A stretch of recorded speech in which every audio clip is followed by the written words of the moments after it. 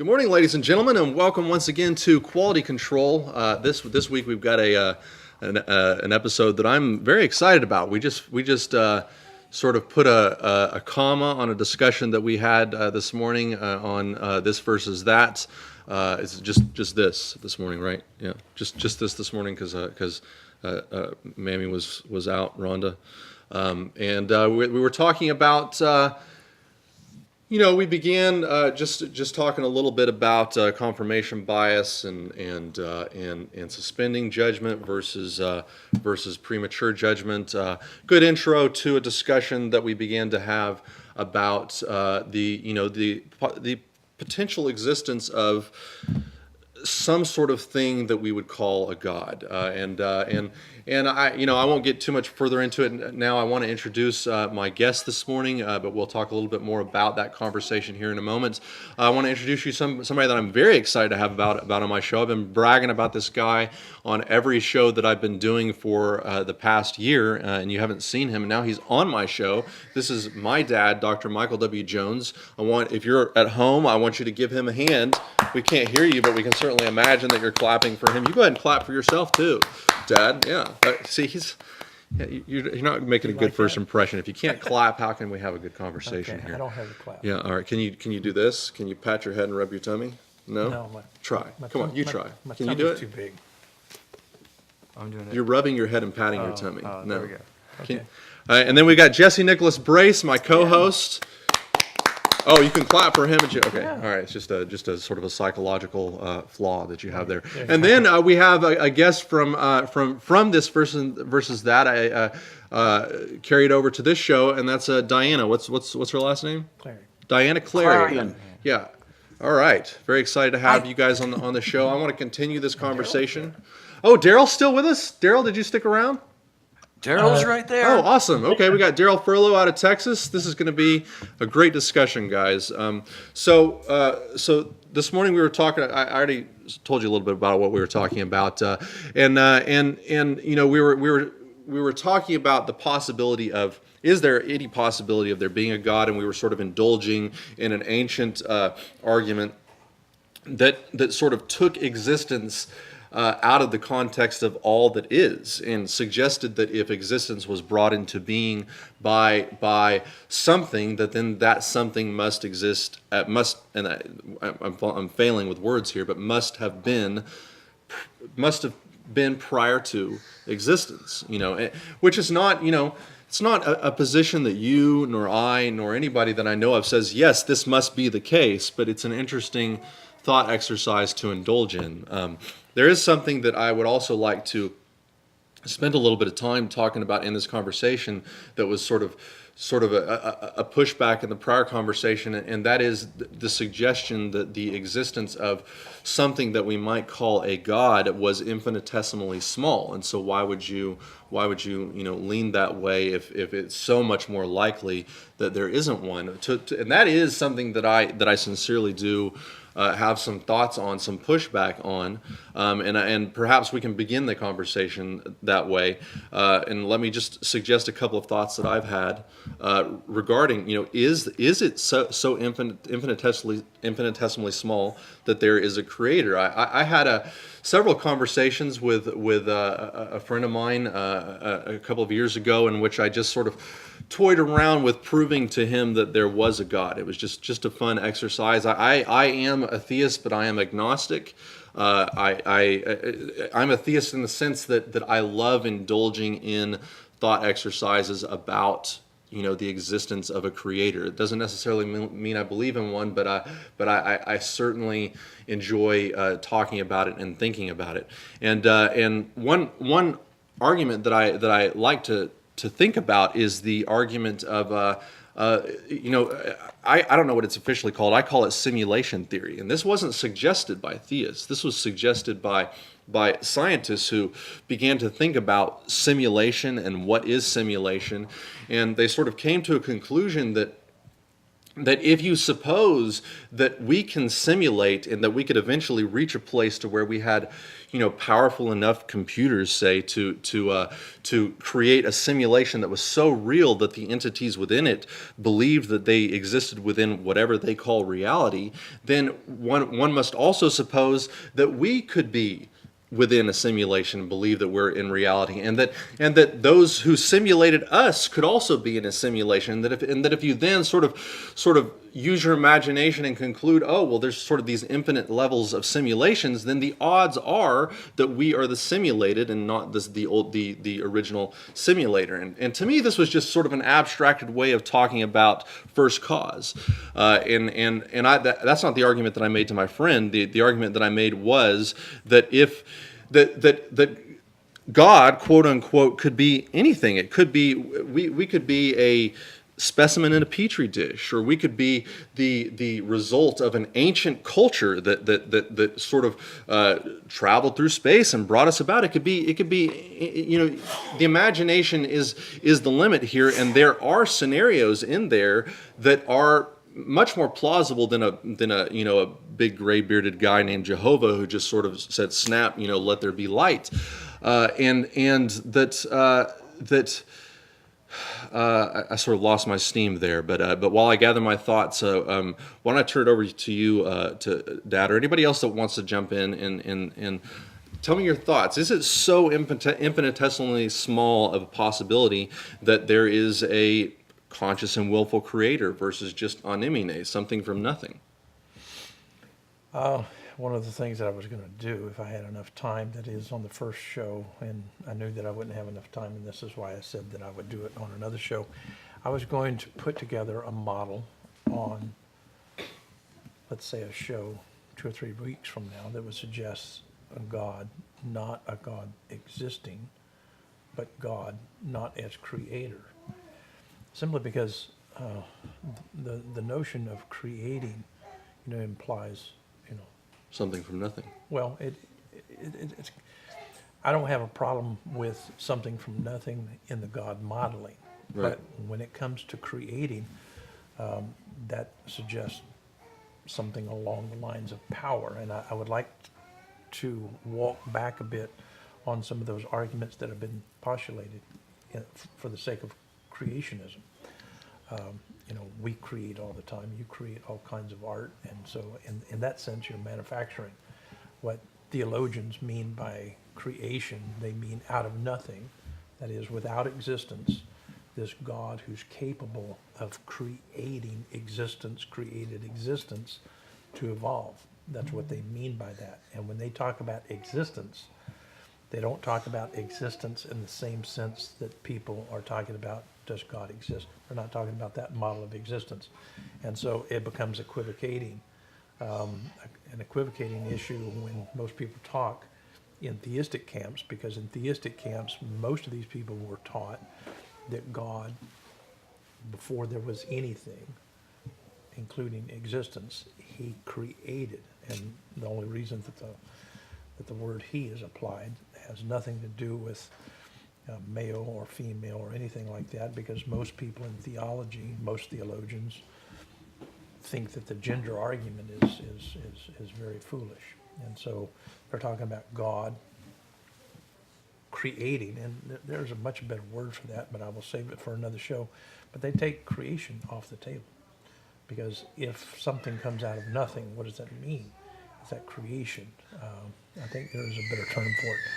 But that's what theologians were arguing years ago, and that's what I wanted to make clear on the last show, is that have we considered the various models that are out there, that have been out there for a long, long time? And when it comes to sustaining, in other words, who can make the argument that energy is self-sustaining? I've never seen that argument made that's tied to reality. Right, Now, the perpetual wheel. right. Now, Carey offered an argument from Lawrence Krauss, but Lawrence Krauss typically gets into this when it comes to theistic and atheistic arguments. He gets into a lot of equivocating, and that he used the word nothing in his book. And Yeah, what- when you explore what he means by nothing, it isn't. He- It isn't. he I mean, seems- it's one model of nothing. well, but It's almost isn't what as if a lot of he us think of as intentionally, it's as if he intentionally is saying, I don't want to go with what theologians are saying with nothing. I want to create something and repurpose the word, and that's exactly what he did. Right. And so I would think that he's being lexically disingenuous, that is, to the arguments, in offering what he did. However, with mathematics, he's doing something without explanation, much explanation, because when you get into serious math and, dealing with lines, I mean, Bob Graves and I are going to do a show on there are no straight lines, there are no circles. And then all of a sudden, what people call circles, they're going to get an understanding of what Lawrence Krauss was attempting to say, but did not make clear. Yeah. And we're going to push back on that. So it's going to be a lot of fun. By the way, I do know that word that But- you're going to spring on people. Certainly. That is a better word for creating. I'm going to spoil it right. You mind if I spoil it right now? That word is Googling. Yeah, just a little preview for you. If you saw that moment, then yeah. Jesse, first of all, I want to just send out sincere congrats to you. I'm very proud of my friend Jesse. He's been working for I don't know how long. Maybe you can tell us as a substitute teacher with a hope, a dream of being a full-time teacher. He has now achieved that dream. He is going to be an algebra teacher at Pensacola High School. Is that right? Yes. Yeah, and that is awesome. I want to give him a hand for that. Yay! Thank you. Yeah, you excited? I am. Yeah, yeah. You look excited. You look about as excited as I am when I say I'm excited. Yeah. Yeah. Start Monday. Yeah. Are you going to teach them what A is and A plus B equals C? Hopefully they already know that much, but Yeah. yes, in a manner of How would speaking. they? Is it Algebra 101? Algebra 2. Oh, Algebra 2. Okay, yes. Then hopefully they do. Yeah. Understand If they that. don't, what do you do with them? Just Could you teach me how to factor polynomials? I still don't know how to do that. Khan Academy has some good resources. I could help as well. But Yeah. Would you be Diana's personal tutor? What's your hourly rate? $100 an hour. Oh, nice, nice. Any thoughts on the conversation we've been having this morning, Jesse? Yeah, lots of thoughts. Like, it's fun to think about nothing existing, there being nothing. But then what are we like? We're literally talking about nothing. Like, it's It's like an oxymoron to talk about nothing. yeah, and then to talk about there being if there was a God that created existence itself, that's a really deep idea, because you're kind of thinking about something existing. God, you've already created existence. Right. What It's like is talking about nothing. Yeah, how can there be an existing thing? Well, see, I think explore what it means to be without existence. Yeah. That would be. And he's saying that's very difficult. Oh, it is because everything that we think of is within the realm of existence, Right. typically. because we create models that are Yeah. that are It begs the completely question, what mind-dependent. is existence Right. then? Exactly. Yeah. But I think that we're still struggling. This is why the ontological arguments for God are filled with holes. Yeah. And when it comes to cosmology, my goodness, I mean, it's all over the place. And this is why I would offer a suggestion, and that is to suspend judgment. Right. That is because there are models that the ancients were putting together concerning God that today, in the great debate, they're not even Right. used. And to me, that's pitiful, because if in this day and age, 2018, with all the methods that we've developed, if we're not even considering what the ancients said, and if most of the ancients are far ahead of us in the debate, what does that suggest? Atheism and theism have driven us into a morass of, in my opinion, or in my estimation, it's us versus them. It's destroying humanity in the sense Yeah, it's among the it's worst common. categories of bigotry. It alienates us from one another. This is why I I love the conversations that we have around here, and I love the fact that people look at us and they can't tell whether we're atheists or theists, because I don't believe half the stuff I say. I think it's fun to talk about. I think that there's a lot of people that choke, just absolutely choke on thought exercises that insult their bias. Right.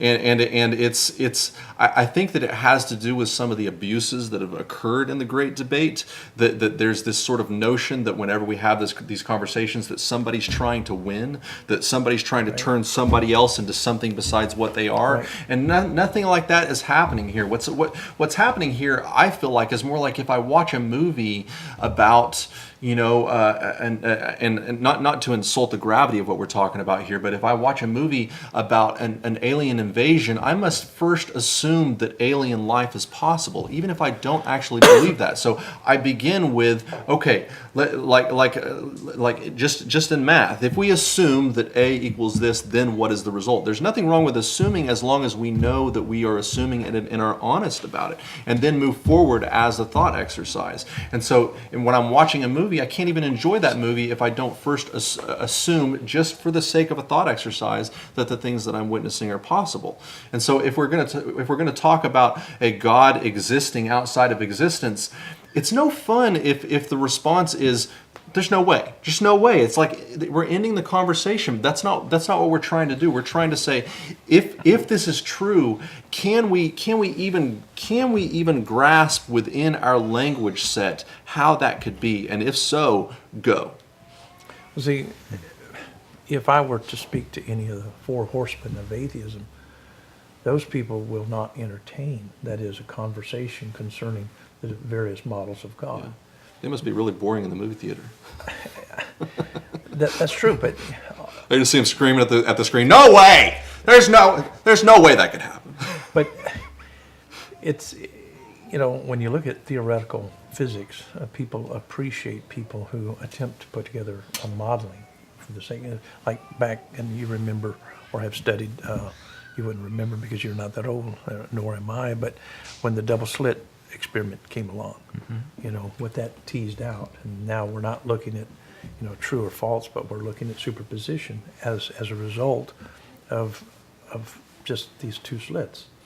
And so it took people who were willing to suspend judgment, look at different models, and where we have moved from that point in time through Schrodinger and all of that, and where we see our place in physics now, it's because people were willing to explore.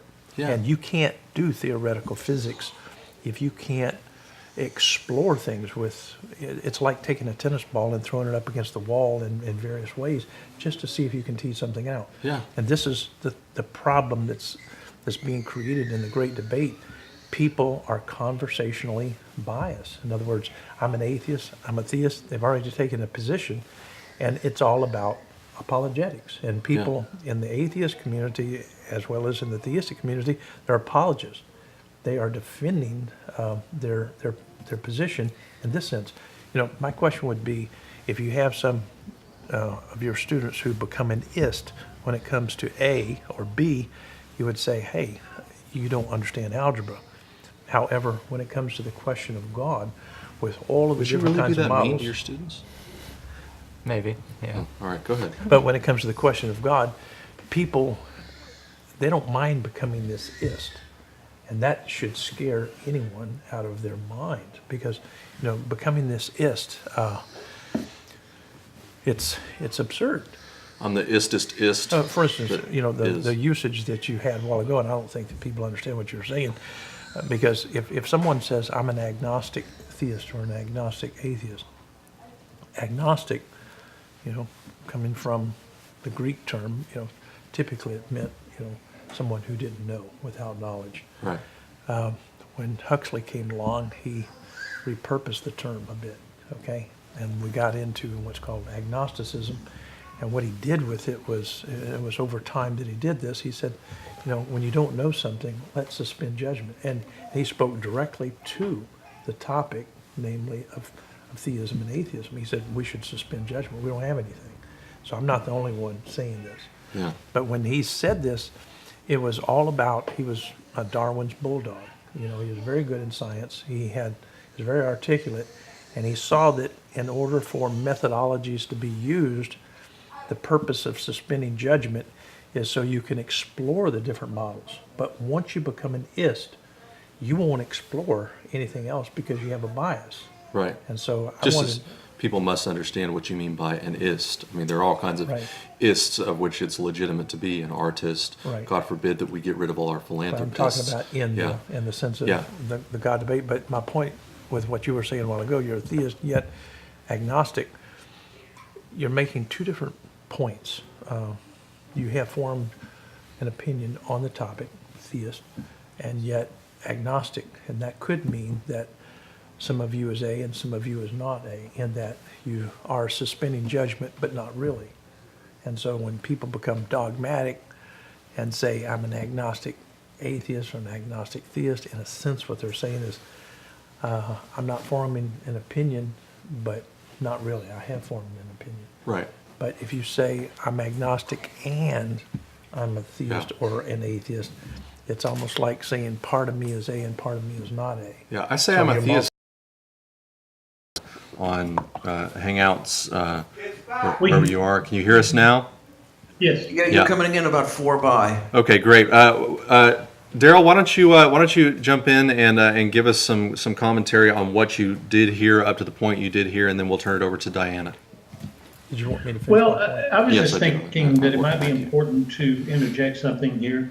You know, we're looking for people to join the conversation, to get involved in real conversation rather than just supporting a particular bias. And I would like to just use myself as an example. There was a time in not too distant past in my life that I knew there was a God. I knew what he was like. I felt like I knew most everything about this God. And now I'm in a position that's totally different. I'm not, I couldn't say with any certainty there is a God or not. And as far as what I thought I knew, it's not there anymore. You know, all knowledge that I thought I had is pretty much gone from my way of thinking. And you know, this the question is how does this happen to an individual? And I think it's a part of being involved in conversation, realizing that the bias that you may have, or that you've had, you know, in my case, most of my life, needs to come into question. And as it came into question, I had to, well, I won't say I had to do anything. I'll just say as a result, my mind did a lot of changing. And I think the reason that we all get stuck in a particular bias is, you know, it could be any number of things. But there are very specific things that will challenge that bias. And I think all our biases need to be challenged and see if possibly there's a better way of thinking, possibly things that need to be dismissed, things that need to be realized that without a willingness to join a conversation, otherwise won't happen. Excellent. Diana, let's turn it over to you just before we get back to Dr. Jones's thought. Okay, I was going to start to say that I took something of a U-turn, but maybe not a U-turn, maybe more a J-turn. I grew up Roman Catholic. I did. I understand that's your rapper. rapper name as well, J-Turn. Pardon me? Isn't that your rapper name also, J-Turn? I might have to use that. All right, go ahead, Diana. Yeah, I knew there was a God. I knew what that God wanted.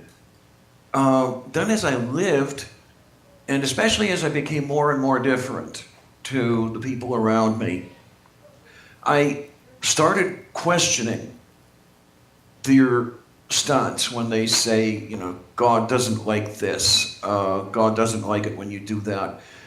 And I had to start thinking about, well, wait a minute, are they coming from a position where there is actually a God who doesn't like me very much? And I went full bore Gnostic atheist, in with the Four Horsemen, in with Hitchens and Dennett and Harris and Dawkins. Now you guys are helping me come around a little bit. I'm still leaning atheist because I cannot tell the difference between a God that actually exists and a God that someone invented because they wanted to make a point. But at least I'm trying to entertain the possibility that there might be something out there, sort of like Dr. Jones' God that doesn't exist and exists at the same time. Yeah. And hopefully I'm going to learn more as my life goes on, what's left of I it. love Hitchens, by the way. Despite his faults, he is one of my heroes. He's a brilliant just thinker. Obviously he was a bit closed-minded, but man, what a smart guy. I mean, he was into the He was conversation. very eloquent. Yes. He didn't have what I call conversational bias. Yeah. He was very, very open.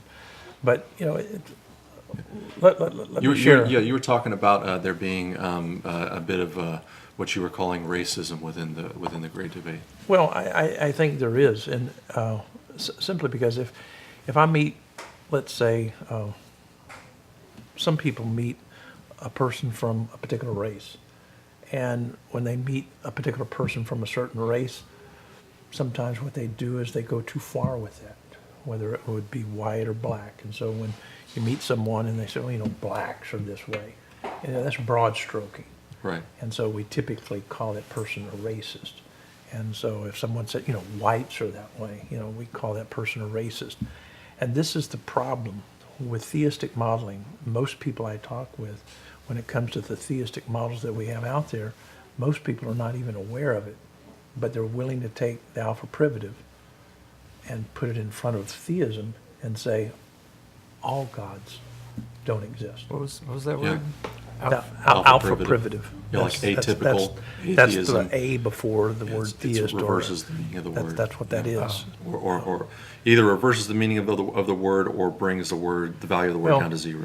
Well, I mean, an alpha privative has usage, not inherent meaning, just like words. Right. And so it's a symbol. And, Yeah. and so, Like ace hole would not be an alpha privative. Yeah. Yeah. okay. Yeah. But here's my point. And Diana will appreciate this, and I think Darrell will as well. If I look at the Cauthentis Une Ekpisteos, I've looked at that over and over again.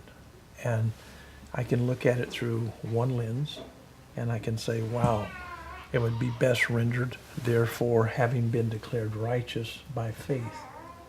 I can look at it through another model of linguistics and say, Therefore, wow, having been declared righteous out of the source of faith. true. I could also translate that as according to faith, not by faith or because of faith. And I could also argue that the kauthentis, the participle, and the passive eris, it could be argued that the postpositive conjunction is there to say, for the sake of honesty. And so, if I would have become an ist in the sense that I'm speaking arts, and so we've had to rethink everything. This is how science works. I don't know if a scientist who gets stuck, a serious scientist who gets stuck in the great debate, unless they have just abandoned all of their discipline in a sense. And this is why I'm really disappointed in Dawkins. I'm very disappointed in Harris. These are very well-disciplined individuals, but when they talk about the question, they've lost their minds because they are. They've lost their discipline, I think would be. Yeah, I mean, it's Yeah. like they have Fair this. They have statement. this bias. They want to make the point, and they're doing it politically. And the sad thing it is, they act like one percenters, and they want to create parrots. They don't want to create thinkers because when is the last time that you've heard Dawkins? He will say on a scale of 1 to 7, it's about a 6.7. Now, what methodology did he offer any of us as to how he came up with that? He hasn't offered it. And so every time that I hear an atheist making an argument, well, the statistics are, look at the statistics. Statistics deal with measurement. What kind of measurement can you take to the question? Show me how you did this. When I ask someone to demonstrate, to verify, and how can we repeat all of this and use scientific methodology, I don't think that people even understand the scientific method. And so they're well outside of the scope and sequence of how science is done. And so when I approach the Cauthensis Unic Pisteos, I approach it scientifically. And so what you get a lot of different models. Now, ask me, which one am I an ist for? I'm not an advocate for any one model. I'm simply saying over time things change, and I'm open for more changes to come along because it's taken time to develop. Now, how much do we have that is pertaining to the question of God as opposed to Cauthensis Unic Pisteos? We have much more to the language flux of those ancients than we do the God question. Yet I'm not willing to take a position on the Cauthensis Unic Pisteos. That demonstrates discipline. That's how scientists actually work. And this is why I don't get why we have theist and atheist in the sense of saying, well, I came to a logical conclusion, hence I'm an atheist. And they want to express how reasonable they are and rational they are, and that's why they got there. Or I read the Bible and I became this. I get Diana's experience because she was so condemned. Hell, I'd walk away too. Yeah, you just want to get away. You just want to get away from that crap. But Yeah. but that doesn't turn you into an atheist. What that turns you into is someone who says, I can't stay condemned any longer by those people who put me down. I'm tired of that. It does make her an ist. I would say it would make her pissed. Pissed. Yeah. Get Okay. at that, yeah. Yeah. You know, now that you mentioned, like my experience, there's a person on YouTube that I just discovered recently, goes by the name of Austin Lionheart, who has an experience similar to mine. He's a trans man, but he has remained theist and has a fairly nice series of videos about trans in Christianity. He might be someone that you might want to talk to. Diana, I've got a question for you. I have all the answers. Okay. And if you believe that. I don't think you're a theist or an atheist, and here's why. I think you just got pissed when you were a theist and you walked away from theism, and I think you're pissed with atheism as well. Am I wrong?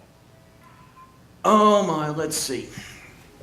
I'm pissed with a lot of theists who want to use their God, whether it exists or whether they invented it, to control the behavior of others. And I'm also pissed at some atheists who are brick walls when it comes to trying to talk to them.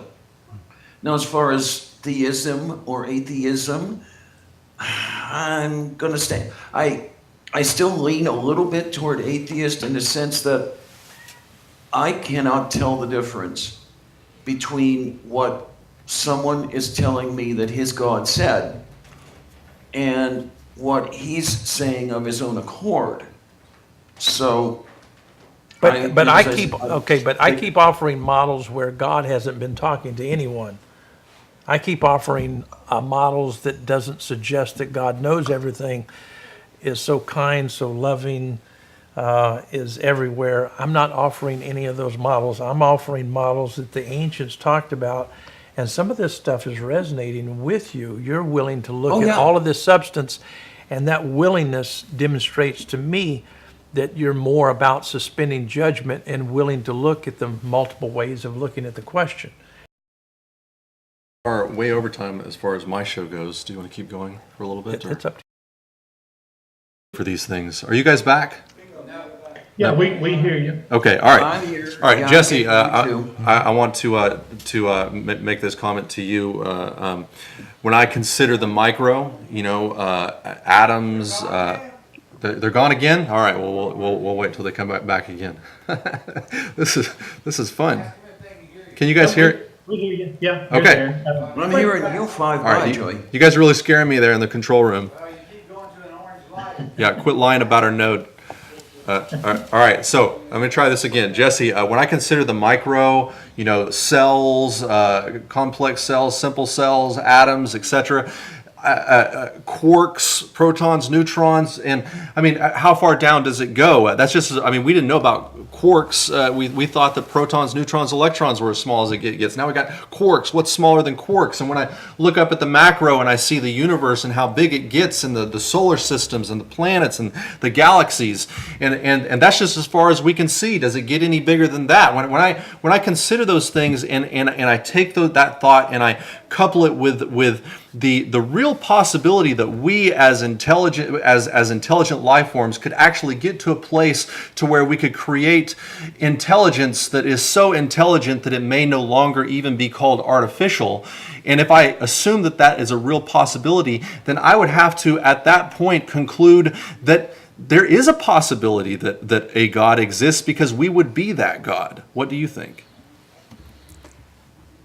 Wait, just the last bit. I followed you up into the last. Okay.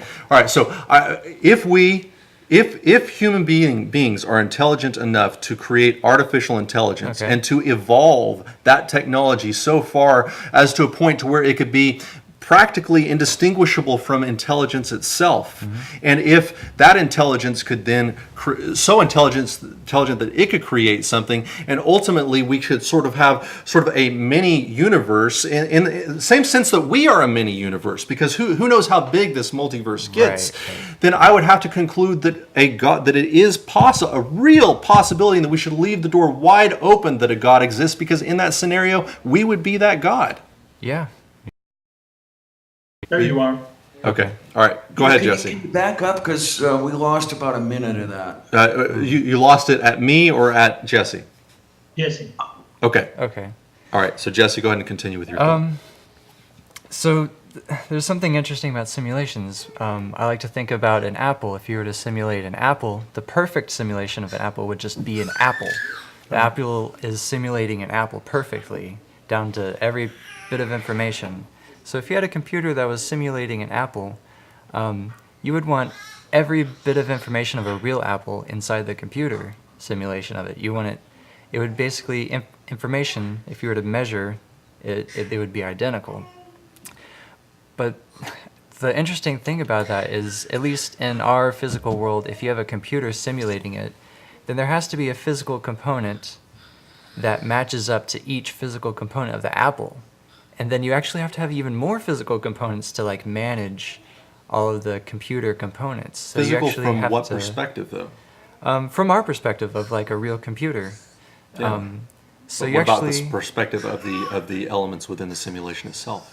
now, yeah, within the simulation, Sorry, I didn't mean to derail you. You can go It ahead and would- plow forward if you want. it would I guess the only real difference between the simulated universe and the universe outside of it is that the simulated universe would have to be smaller, just by at least my knowledge of physics. It would have to be physically smaller. You keep to- talking about the physical, but here we are sort of coming back into this idea of something being before existence itself, and within your example, existence would be the simulation, and as far as the elements within that simulation goes, it is that is all that is, and yet there is something outside of it. But the elements within there, what they perceive as physical, we don't perceive as physical. That is virtual, that is digital, but ultimately they would perceive it as physical. So what's physical for them is different to what's physical for us, and so I think that actually makes it a little bit easier to grasp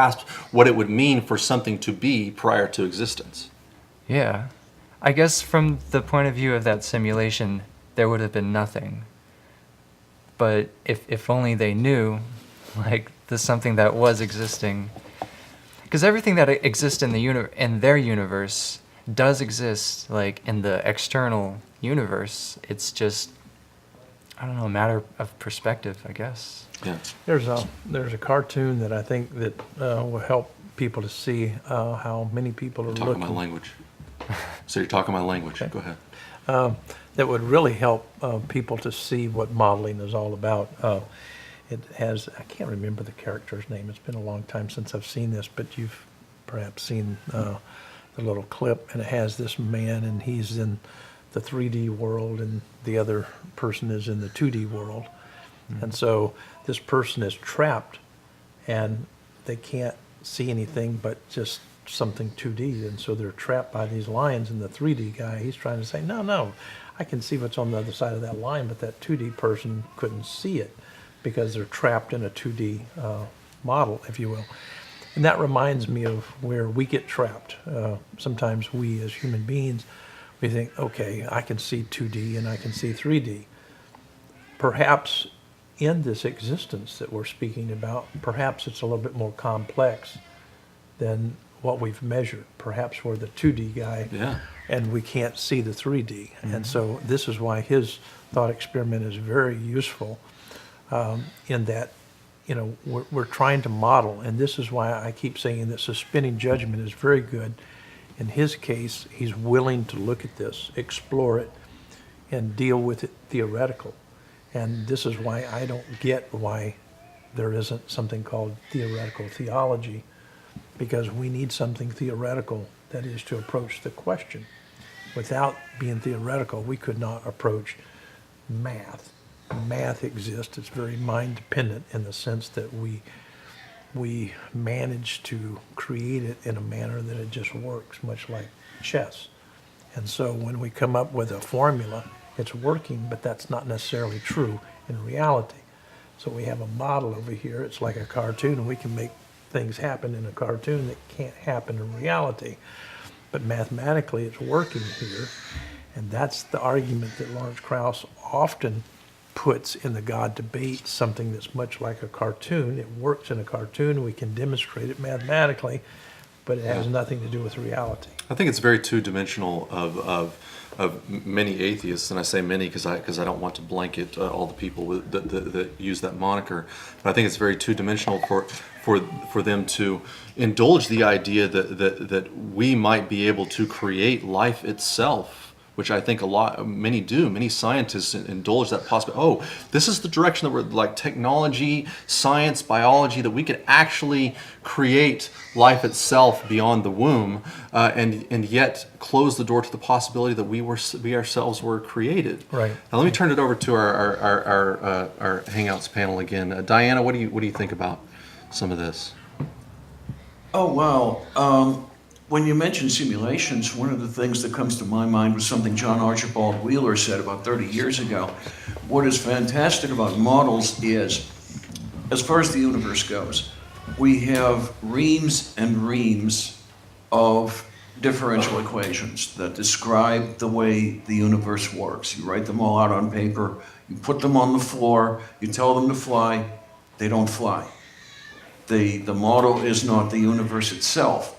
It's a way of understanding some things about the universe, but it is not the universe. So one has to keep those two separate. It is. I would say it is not our universe, and I would even agree that in the current state of technology and what simulation is, that yes, it is a model, and it is only a model, but perhaps as that model gets more and more complex and it increases in complexity and gets to the point to where the intelligence is considered advanced artificial intelligence. Today, our concept of advanced artificial intelligence is a machine that has the ability to learn, to teach itself, to sort of grow within its own framework. But that's just where we are today. There may come a day where these simulations cannot only learn, but they can create. They could even manifest themselves in the physical and what we call robots. Robots could then become biological.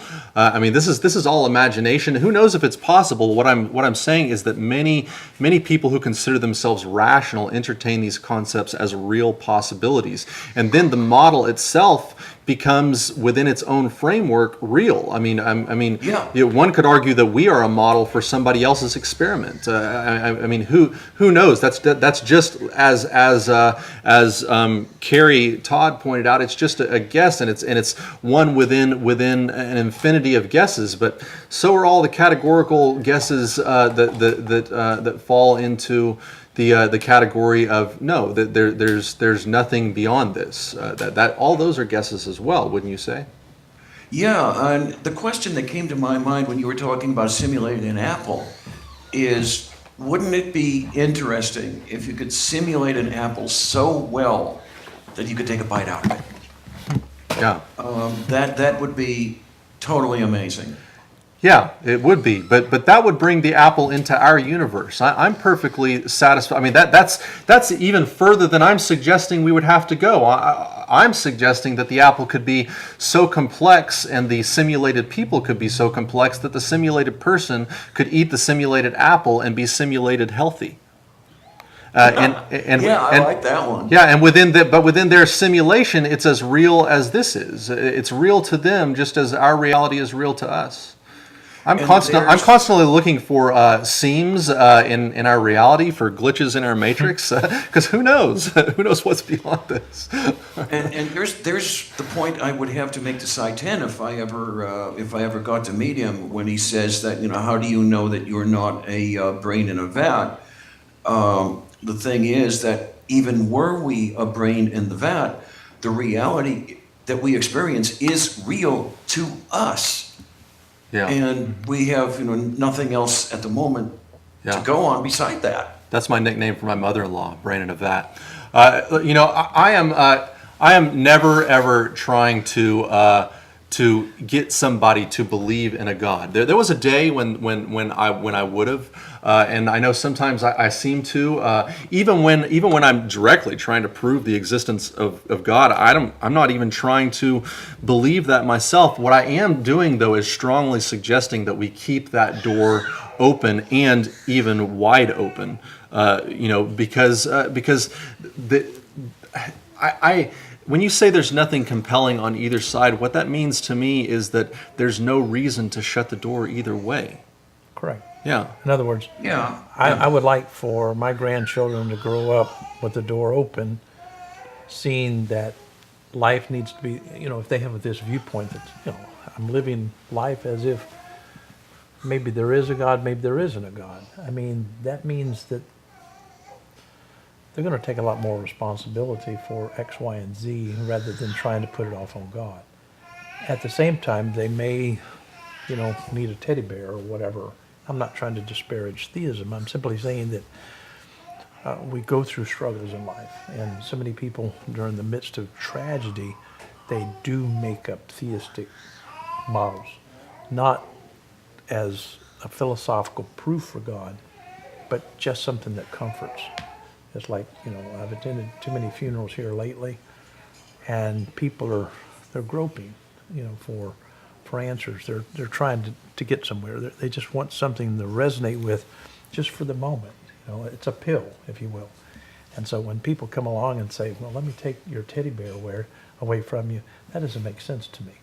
And so I'm willing to say, if you can create a teddy bear and it's working for you, I'm not going to take it away from you. I mean, placebos are placebos, and it's used all the time. And so I don't get why the debate is going on, because I heard Dawkins, and this guy, he was almost weeping. He was in the audience, and he said, I've got this relationship with Jesus. And he just referred to him as being so delusional, like he was an idiot.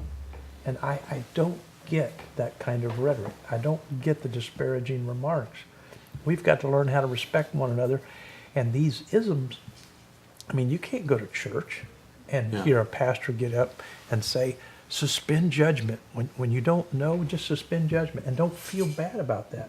They're trying to get you to make a commitment to believe in things that are fabricated or just thrown out. I get that. I understand why people need to walk away from that. But yet at the same time, we can't join an ism that's just all about trying to destroy the teddy bears. It doesn't make any sense. Theists go too far when they argue that you are a depraved, worthless human being if you don't believe what they believe. And atheists go too far in their own right. But let's not throw the baby out with the bathwater, because all that theism is at its core is a desire to go beyond what our current faculties allow us because there can be comfort there. I mean, I can just say, well, I don't know anything, so when my loved ones die, I guess they're just gonna be dirt, and perhaps that's true, but is it so wrong for me to bring myself comfort in saying perhaps there is something after this life? And I always wonder about that, and I think it's exciting to wonder, and it's nobody's business but my own in a sense until we sit down and have discussions like this. That's all the time that we have for this show. I'm going to close this out with a quick song. Is that okay? Sure. All right.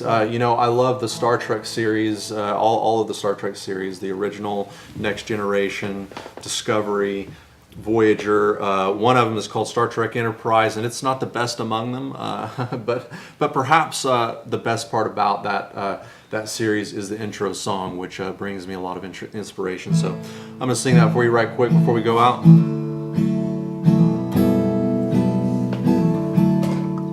It's been a long road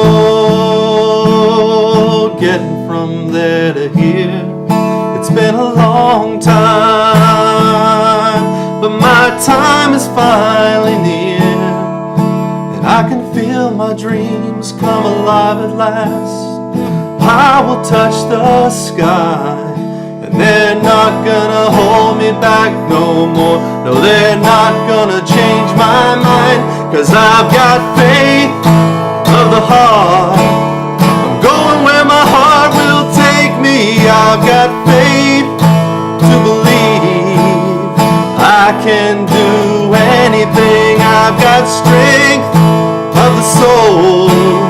No one's gonna bend or break me. I can reach any star. I've got faith. I've got faith.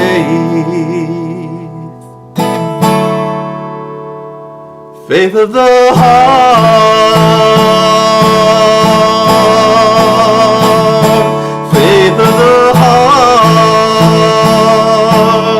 Ooh.